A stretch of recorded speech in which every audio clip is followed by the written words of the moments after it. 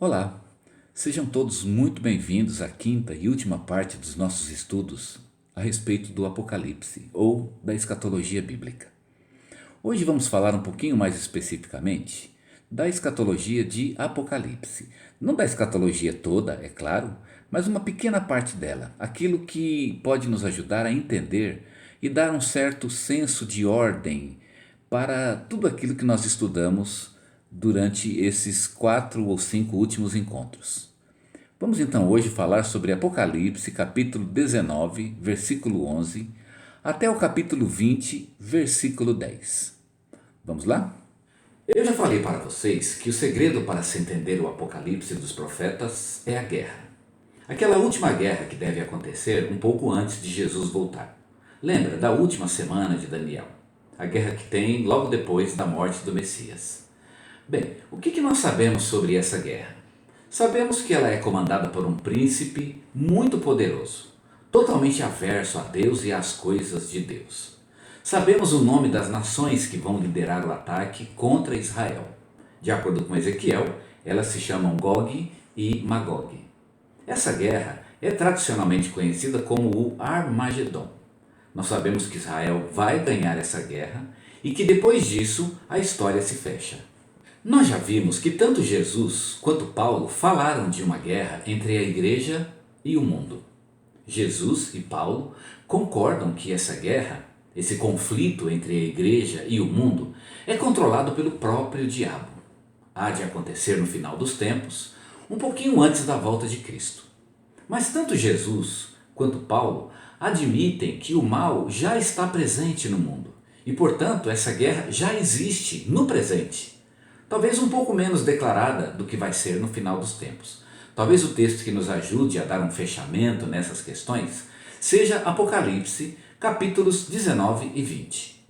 Todo o contexto de Apocalipse, capítulos 19 e 20, é a guerra. Podemos dividir esse texto em 3 partes muito bem definidas.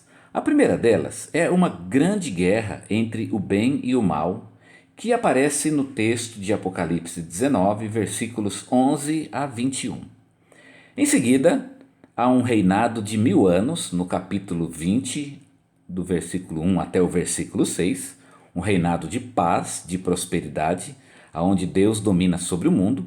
E por fim, uma terceira parte, uma nova e final guerra entre o bem e o mal. O texto diz claramente que quem move essa guerra contra a igreja são as nações de Gog e Magog, uma citação inclusive tirada lá de Ezequiel, e portanto essa guerra final se refere ao Armagedon. Essa é, portanto, a ordem ou a estrutura dos capítulos 19 e 20 de Apocalipse. O problema desse texto é que ele não tem apenas uma guerra, mas ele contém 2 guerras. Vamos ler então, ou vamos tratar agora então de Apocalipse, capítulo 19, versículos 11 a 21, e vamos tentar entender essa primeira guerra. O texto se concentra na cena anterior à batalha.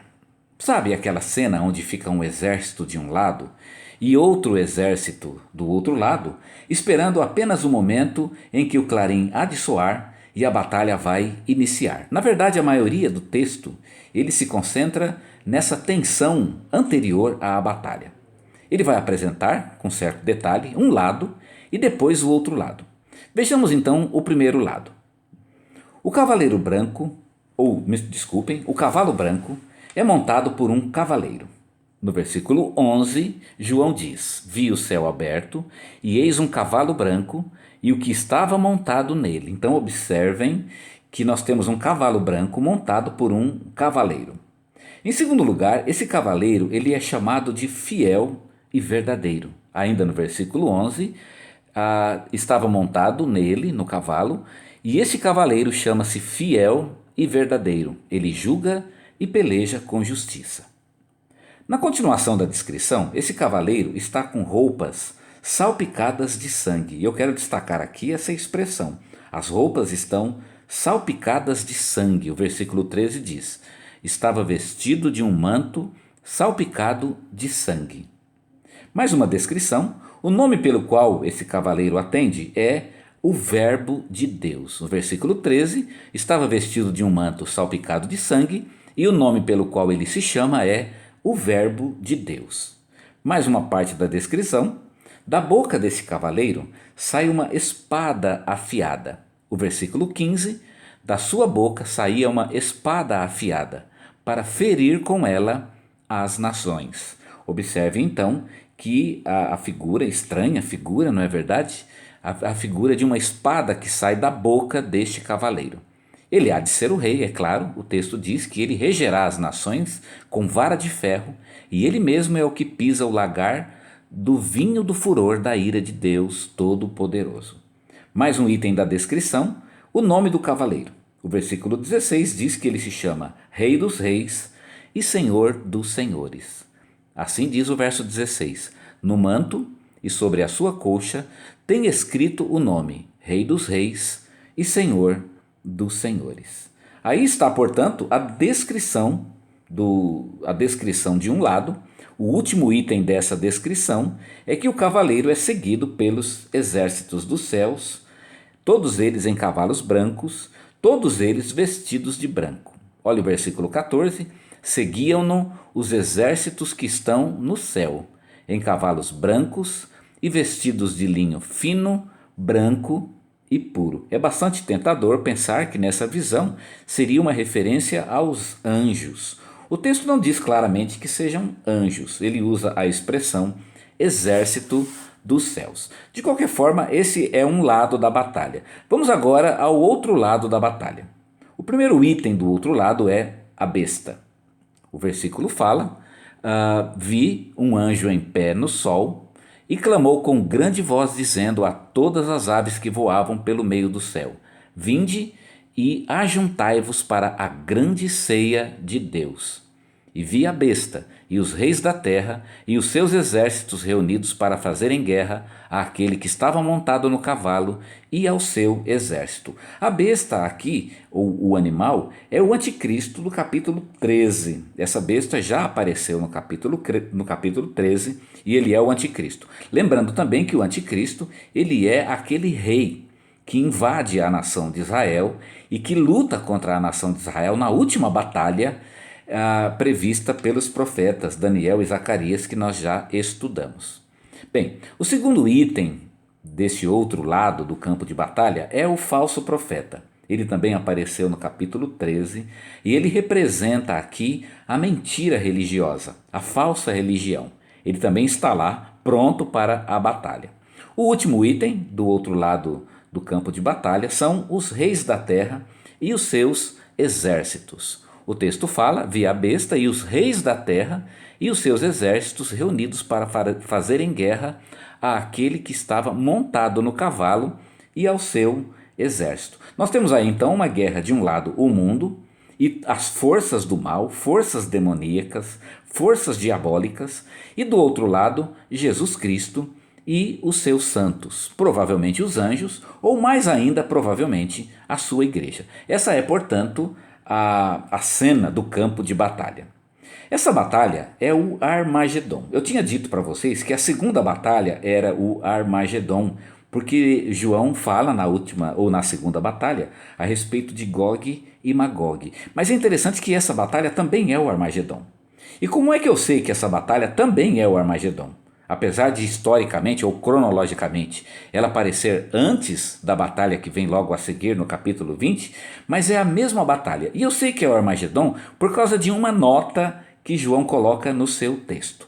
O clamor do anjo é o mesmo clamor da guerra contra Gog e Magog em Ezequiel no versículo 17 e 18. Eu vou ler esses versículos. Eu vi um anjo em pé no sol e clamou com grande voz, dizendo a todas as aves que voavam pelo meio do céu: vinde, ajuntai-vos para a grande ceia de Deus, para comerdes carnes de reis, carnes de comandantes, carnes de poderosos, carnes de cavalos e dos que nele montavam, sim, carnes de todos os homens, livres, escravos, pequenos e grandes. Esse é o mesmo clamor lá de Ezequiel na guerra contra Gog e Magog.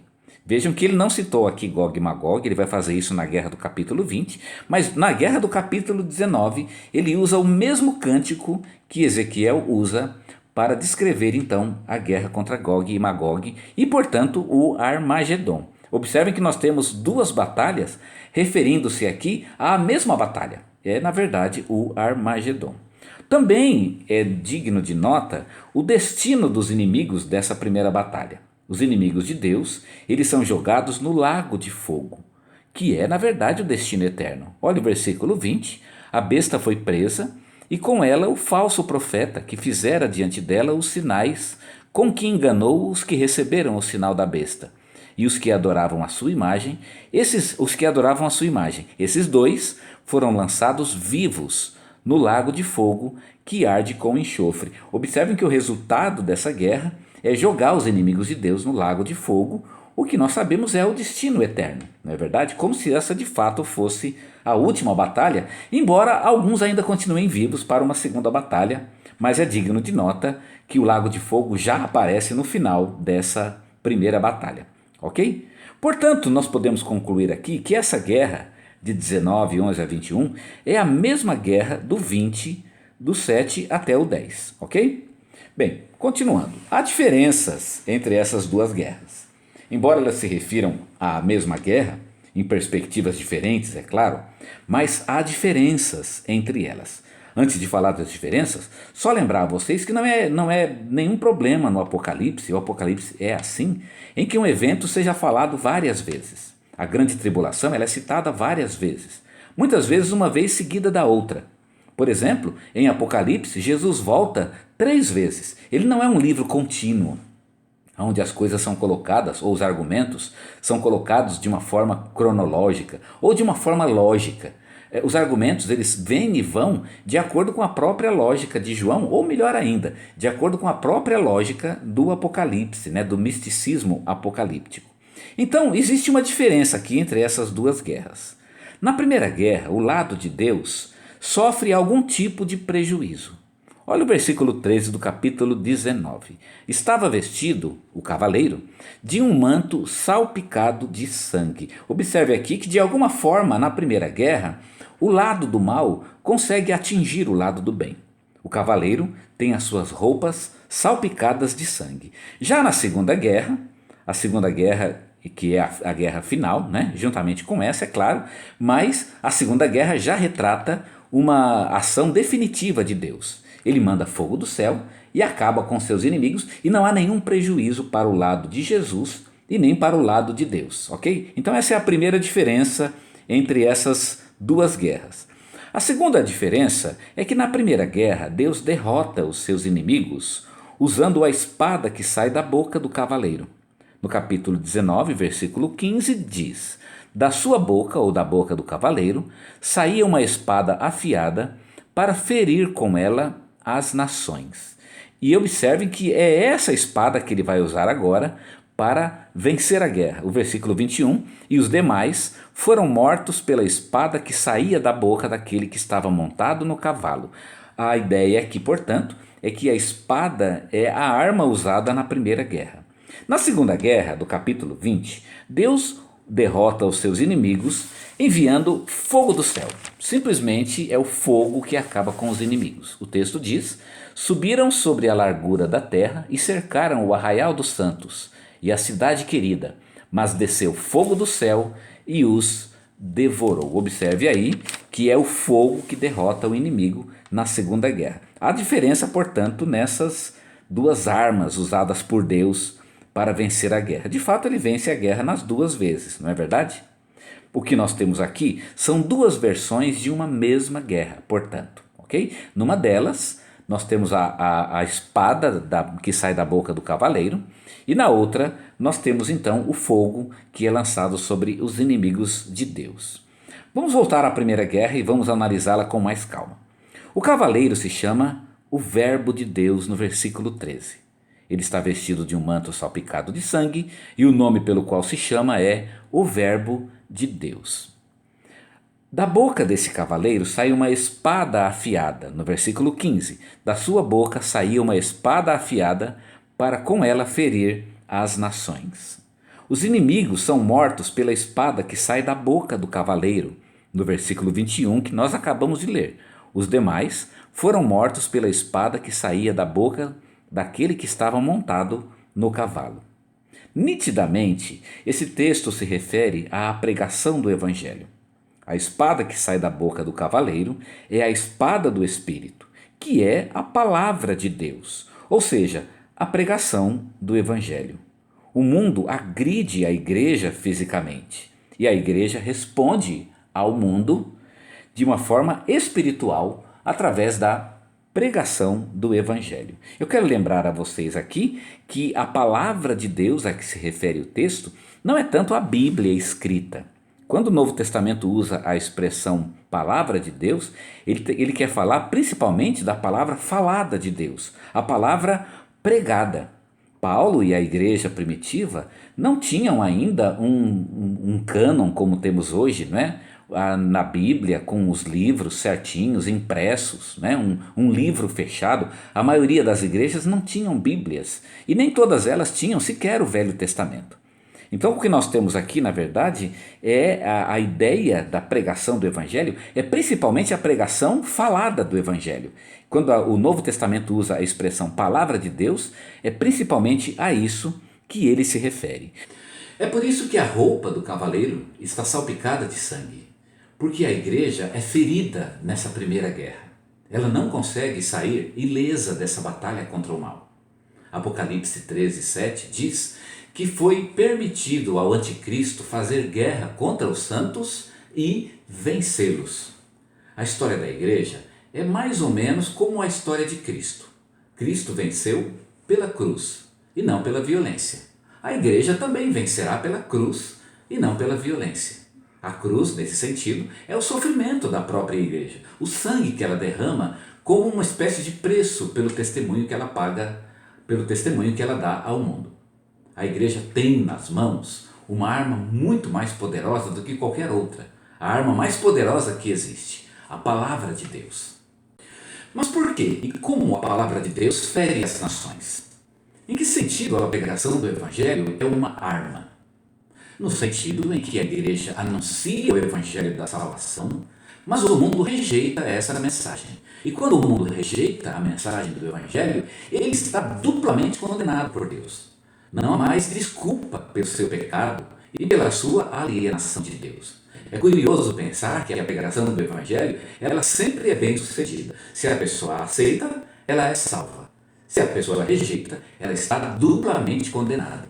Podemos dizer que a pregação do Evangelho, ela sempre mata. Ou ela mata a pessoa para si mesma, e ela vive então para Deus, ou ela mata a pessoa para Deus, e há de viver para sempre alienada de Deus na perdição eterna. De qualquer forma, o Evangelho obtém o seu sucesso, seja na rejeição, seja na aceitação. Quando nos aproximamos das pessoas para falar a elas sobre o Evangelho, nós estamos literalmente selando o destino eterno dessa pessoa, seja no céu, seja no inferno. Agora, é claro que uma pessoa pode não aceitar o Evangelho hoje, mas ela vai aceitá-lo amanhã. Em sua graça, Deus sempre dá às pessoas novas oportunidades para aceitarem o seu Evangelho. Isso é graça e amor de Deus. Então a guerra a que os profetas se referiram é a guerra do mal, o diabo, o mundo, o pecado, a carne, contra a igreja. Em toda a história da igreja, esta guerra sempre esteve presente e está presente ainda hoje, mas no final dos tempos ela tenderá a se intensificar, tornando-se mortal, tanto para a igreja quanto para o mundo. Vamos então falar de Daniel e das 70 semanas para entender então essa guerra.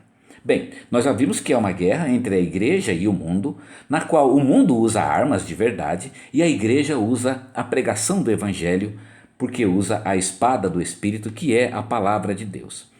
Em Daniel e as 70 semanas, o cenário é o seguinte: o Messias morre no final da penúltima semana. Logo depois da morte do Messias, surge então uma nova guerra contra o povo de Deus. A última semana está dividida em duas partes. A primeira parte da última semana, ela é uma parte de relativa paz, onde existe um pacto com o inimigo. Nessa primeira parte da última semana é o que Zacarias chamou de período indefinido, ou seja, aquele período indeterminado. Lembra de Zacarias que ele diz que é um dia que não tem dia e nem noite, ou seja, é um período indefinido. Podemos dizer que estamos então na primeira parte da última semana, no período indefinido de Zacarias, e veja que é tão indefinido que ele já dura quase 2000 anos, não é verdade? Quando esta primeira parte terminar, começa então a última parte da última semana. E quando começar a última parte da última semana, a contagem volta a ser rigorosa de 3 anos e meio, como já lemos inclusive no Apocalipse, ok? Apenas a metade da última semana é que é indefinida. A segunda parte da última semana, ela retoma essa contagem rigorosa e o que nós chamamos então de período do fim dura, portanto, 3 anos e meio, ok? A pergunta então que nós devemos fazer, e observem aqui que nós estamos esperando iniciar esse período do fim, que é exatamente um período de 3 anos e meio, mas a pergunta que devemos fazer é: o que desencadeia então o final do período indeterminado e o início do período do final dos tempos, ou seja, esses 3 anos e meio? Alguma coisa vai desencadear o fim do período indeterminado e o início do período do fim, no qual nós podemos esperar apenas 3 anos e meio. Quando soubermos que Jesus está às portas, nós devemos imaginar que ele não dura mais do que 3 anos e meio. Provavelmente até um pouco menos, que a gente é meio lerdo e demora um pouquinho para entender. Então talvez até já tenha corrido algum tempo.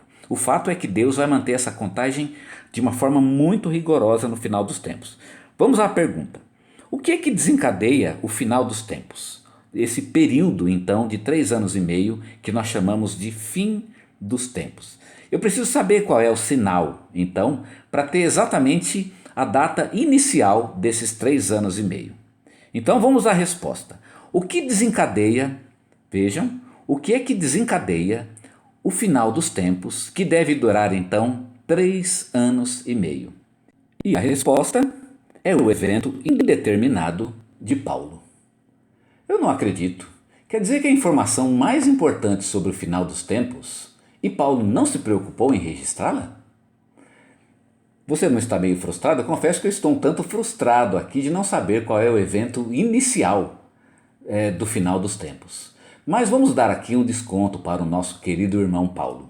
Paulo acertou tanto em tantas outras coisas que ele tem um crédito eterno conosco. Nada do que ele faça ou diga pode expirar esse crédito que ele tem junto a nós. E além disso, Paulo estava sendo inspirado pelo Espírito Santo. Se Paulo não disse qual é o evento que desencadeia o início do fim, é porque Deus não queria que nós soubéssemos. Simples assim. Bem, nós já sabemos qual é o evento a que Paulo se refere em 2 Tessalonicenses. Aliás, desculpem, nós não sabemos qual é esse evento a que Paulo se refere, não é verdade? Mas nós sabemos muitas outras coisas. Quase que nós podemos dispensar o evento desconhecido de Paulo quando nós tentamos montar o cenário do final dos tempos. Você deve se lembrar que para Jesus, o que desencadeia o final dos tempos é a pregação do Evangelho, é o avivamento missionário. E para Paulo, o que desencadeia a pregação do Evangelho é esse evento desconhecido que de alguma forma também está relacionado com a pregação do Evangelho, já que os inimigos de Deus são mortos pelo sopro da boca de Jesus. E para João, os inimigos são mortos pela espada que sai da boca do cavaleiro. E eu podia acrescentar, para Jesus é o evangelho sendo pregado em todo o mundo para testemunho a todas as nações. Ok? Então, podemos deixar o evento desconhecido de lado e nos concentrar naquilo que nós sabemos de fato. O que sabemos de fato? Sabemos de fato, portanto, que vai haver um avivamento missionário. E já que ele está de alguma forma relacionado com este evento desconhecido, podemos colocá-lo como o evento inicial do final dos tempos. Se pensarmos que o evento desconhecido de Paulo tem alguma relação com a pregação do Evangelho, podemos dizer algo sobre ele. Existe algo que hoje impede a igreja de anunciar o Evangelho com todo o poder e a eficácia do Espírito Santo. Esse algo, o que quer que esteja impedindo a igreja de utilizar todo o potencial do Espírito Santo, será removido. de modo que o poder missionário da igreja será multiplicado por 1000. Pensando nisso, nós podemos tentar aqui uma possível solução do que poderia ser o final dos tempos. Eu estou aqui colocando uma ordem muito minha, ok? Algo que eu imagino que pode acontecer. Não sei se essa ordem está correta, pode ser até que não esteja, mas de qualquer modo nós já chegamos à conclusão que os eventos que constam nessa ordem de fato vão estar presentes no final dos tempos, ok? Talvez não exatamente nessa ordem, mas que eles estarão presentes antes de Jesus voltar, isso é bíblico e isso é correto. Vamos a ele então. Primeiramente vai acontecer o avivamento missionário. Vamos segurar um pouquinho aqui o avivamento missionário. Em algum momento da história, a igreja de repente vai ter um avivamento para pregar o evangelho como nunca pregou antes. A igreja vai sair pelas ruas, pelas nações e vai abraçar a causa do evangelho como nunca antes, provavelmente nem como aconteceu na igreja primitiva. Uma vez que ela tenha feito isso, o anticristo se revela. Lembre que é exatamente o evento, o evento desconhecido de Paulo, que leva à revelação do anticristo. Então, o anticristo se revela e com a revelação do anticristo, então, cresce também o falso evangelho.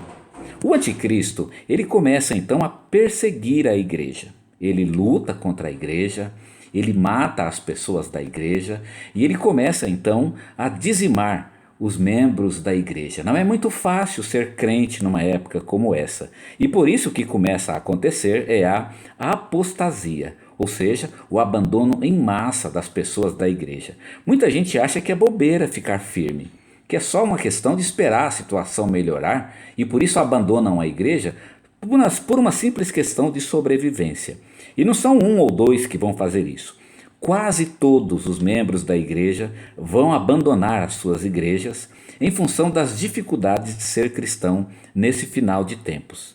Quando as igrejas estiverem quase ou praticamente vazias e os cristãos tiverem sido quase todos mortos nesse final de tempo, então acontece a volta de Jesus. Jesus vem para acabar com essa bagunça e ele vem então buscar o seu povo e leva então a sua igreja. Vamos então retomar aqui o nosso raciocínio. A primeira coisa que acontece é o avivamento. A igreja de repente se vê avivada pelo Espírito Santo e ela começa a se mover na pregação do evangelho, no testemunho, de uma forma como nunca fez antes e com um poder extraordinário. Depois vem o anticristo. Ele se revela, ele se manifesta e nós sabemos quem ele é agora, finalmente. Quando soubermos quem é o anticristo, nós então vamos ter certeza que Jesus realmente está para voltar. A primeira coisa que o anticristo faz é difundir falsas doutrinas. Ele não começa sendo violento, ainda não. Ele começa com as falsas doutrinas que enganam o mundo inteiro. Inclusive enganam muitos membros da igreja que aceitam essas falsas doutrinas e vão segui-las acreditando que elas são a verdade. Depois que ele tem o mundo em suas mãos, ele começa então a usar todo esse poder para lutar contra a igreja. Ele se volta para a igreja de Jesus e ele começa então a matar os cristãos. Os cristãos já haviam em grande parte abandonado o evangelho por causa das falsas doutrinas, agora abandonam o evangelho porque não está sendo fácil ser crente nesse período. Ele mata os cristãos, seus filhos, suas famílias, ele tenta destruir a igreja a todo custo. Há, portanto, a luta do mundo sob a direção de Satanás, através deste homem, contra a igreja. Quando isso acontece, começa então o que chamamos de apostasia. Os membros já haviam abandonado a igreja por causa das falsas doutrinas, mas aqueles que ficaram agora começam a abandonar porque não suportam viver nesse período. A apostasia então, ela começa a acontecer no meio das igrejas e as igrejas começam então a ficar vazias. Muitos irmãos foram embora e muitos outros morreram, de modo que a igreja está quase acabando. Quando a igreja está quase acabando, quando não há mais quase nenhum cristão neste mundo, Jesus volta. E quando ele volta, ele leva então a sua igreja e aí começa então a eternidade. Vem o trono branco, aqueles que vão ser julgados, uns para a condenação eterna, outros para a salvação eterna, e por fim a eternidade que nos aguarda, ou o milênio. Se você acredita no milênio, começaria então a partir daí, portanto, o milênio, ok? Bem, Eu queria pensar um pouquinho com vocês no porquê. Né? A pergunta final, assim, para a gente fechar esses nossos estudos é: por quê? Por quê? Por que vai acontecer isso? Qual é o sentido da igreja sofrer tanto no final? Jesus, ele fala num dos seus textos que a igreja é como uma noiva que está vestida para se encontrar com o noivo. A noiva, ela é a mulher mais bonita de toda a sua vida. Digamos, e essa é a ideia bíblica da noiva, não é? Da igreja como a noiva. Ela está no seu melhor momento. Quando Jesus voltar, a igreja vai estar vivendo o seu melhor momento. E qual é o melhor momento da igreja? Por que a igreja hoje não vive o seu melhor momento? Pense um pouquinho na Igreja Batista do Brasil. Nós somos aí, não sei, uns 2.500.000 batistas, mais ou menos, aqui no Brasil. Você acha muito 2.500.000? Quantos desses 2 milhões, olha que eu estou falando apenas aqui dos batistas, dizem que 30% do Brasil é evangélico, não é? Isso daria mais de 50 milhões. Mas pensando só nos 2,5 milhões de batistas, quantos desses você acha que são realmente salvos? Será que metade disso? Será que 1 milhão são salvos? Será que 500.000 são realmente salvos? Pense nisso. Vamos imaginar que metade sejam salvos, não é isso? Vamos imaginar que nós tenhamos aí pelo menos 1.250.000 pessoas na igreja que não são salvos. Eu pergunto para você, o que essas pessoas estão fazendo na igreja? O quê? Imagina uma igreja onde metade das pessoas, elas não são de fato salvos. Essa igreja está com problema, não está? As pessoas que não são salvas e que estão no hall de membros das igrejas, e são muitas, né? O que Jesus chamou de o joio no meio do trigo, plantado inclusive pelo próprio inimigo para destruir o joio, para destruir a igreja. Essas pessoas realmente colocam a igreja para baixo. Tudo que a igreja vai fazer, elas atrapalham, tudo. Elas atrapalham com a própria presença delas. Elas são o grande empecilho da igreja para que ela se desenvolva, para que ela cresça, porque elas têm voto, elas têm decisão, elas estão lá conversando. Elas são, podemos dizer assim, quase que instrumentos do inferno no meio da igreja para atrapalhar a própria igreja. Essas pessoas precisam sair. E por isso é que vem esse final de tempos, exatamente para que essas pessoas deixem a igreja e para que elas então limpem a igreja de Jesus Cristo.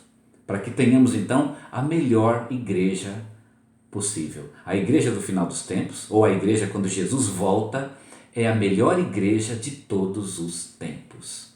Que coisa linda, não é verdade? Eu espero que você esteja lá, se isso acontecer em nossa geração, e que você seja, junto comigo, a melhor igreja de todos os tempos. Não espera chegar esse período não, começa agora.